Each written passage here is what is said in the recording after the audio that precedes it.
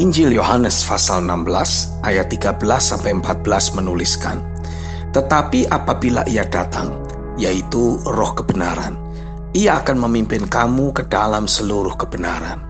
Sebab Ia tidak akan berkata-kata dari dirinya sendiri, tetapi segala sesuatu yang didengarnya, itulah yang akan dikatakannya. Dan Ia akan memberitakan kepadamu hal-hal yang akan datang. Ia akan memuliakan Aku, sebab Ia akan memberitakan kepadamu apa yang telah diterimanya daripadaku." Ada satu tuntunan Roh Kudus yang saya rasa menjadi fokus daripada Roh Kudus itu sendiri, yaitu menuntun kita menjadi pribadi yang merenungkan firman Tuhan dan melakukannya. Roh akan terus bekerja mempengaruhi diri kita untuk tekun merenungkan hal-hal yang dari Roh. Sebab pilihan hidup ini sebenarnya cuma dua saja, hidup dalam daging atau hidup dalam Roh. Dua itu saja, dan pastinya Roh Kudus akan membawa kita hidup di dalam Roh-Nya yang sangat berkaitan dengan memikirkan hal-hal yang dari Roh. Roma 8 ayat yang kelima menuliskan, "Sebab mereka yang hidup menurut daging memikirkan hal-hal yang dari daging. Mereka yang hidup menurut Roh memikirkan hal-hal yang dari Roh."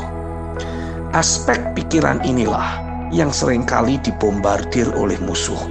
Terlebih lagi ketika kita ada dalam suatu masalah atau tantangan kehidupan tertentu.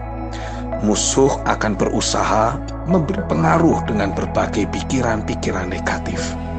Repotnya, kita seringkali termakan umpan dari tipu daya iblis tersebut. Alhasil, kita mengambil keputusan yang tidak selaras dengan prinsip kebenaran firman Tuhan. Filipi 4 ayat 6-8 dalam terjemahan firman Allah yang hidup menuliskan, "Janganlah khawatir akan suatu apapun, melainkan bawalah segala sesuatu dalam doa. Sampaikan kebutuhan saudara kepada Allah dan jangan lupa bersyukur atas jawabannya. Bila saudara melakukan hal-hal ini, saudara akan mengalami damai Allah yang jauh melebihi pengertian akal manusia. Damainya akan menjadikan pikiran dan hati saudara tenang dan tentram, sementara saudara mempercayakan diri kepada Kristus Yesus." Saudara sekalian yang saya kasihi, pada akhir surat ini, saya ingin mengatakan satu hal lagi. Arahkanlah pikiran saudara kepada hal-hal yang benar, yang baik, dan yang adil. Renungkanlah hal-hal yang murni dan indah, serta kebaikan dan keindahan di dalam diri orang lain. Ingatlah akan hal-hal yang menyebabkan saudara memuji Allah dan bersukacita. Saya bertanya-tanya, sampai kapan kita bisa berkemenangan secara permanen dalam pikiran kita? Ada saja hal-hal negatif yang melintas dalam pikiran, sehingga membuat kita menjadi takut, khawatir, cemas, bahkan marah.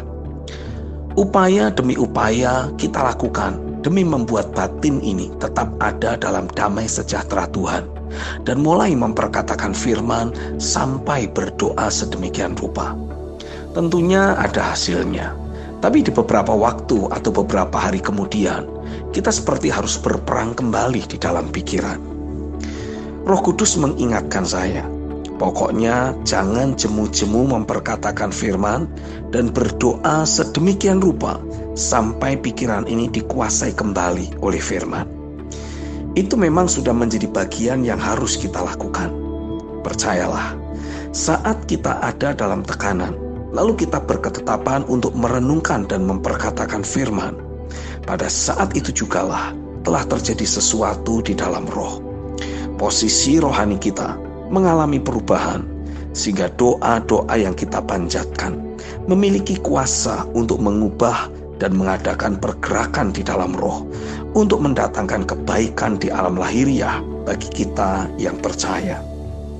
Ibrani 11 ayat yang ketiga menulis, karena iman kita mengerti bahwa alam semesta telah dijadikan oleh firman Allah, sehingga apa yang kita lihat telah terjadi dari apa yang tidak dapat kita lihat.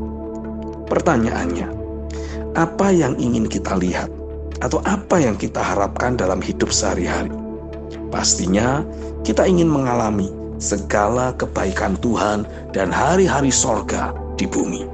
Efesus 1 ayat 3, Matius 6 ayat 10, Roma 8 ayat 28. Roh Kudus akan terus bekerja, membuat kita tidak pernah berhenti dalam mencintai Tuhan dan melakukan kehendak-Nya. Berfokuslah pada kehendak dari Roh Kudus itu, dan percayalah bahwa Dia akan terus bekerja untuk mendatangkan kebaikan bagi kita yang mengasihi Dia dan terpanggil sesuai dengan rencananya. Ikuti dorongan roh yang ada untuk tekun dalam merenungkan firman, memperkatakan dan melakukannya. Sadarlah, mengikut Tuhan itu tidak rumit, susah, apalagi membuat kita jadi bingung. Fokus saja mengikuti apa yang Roh Kudus inginkan, sehingga kehidupan kita senantiasa dapat memperkenan hati Tuhan. Amin.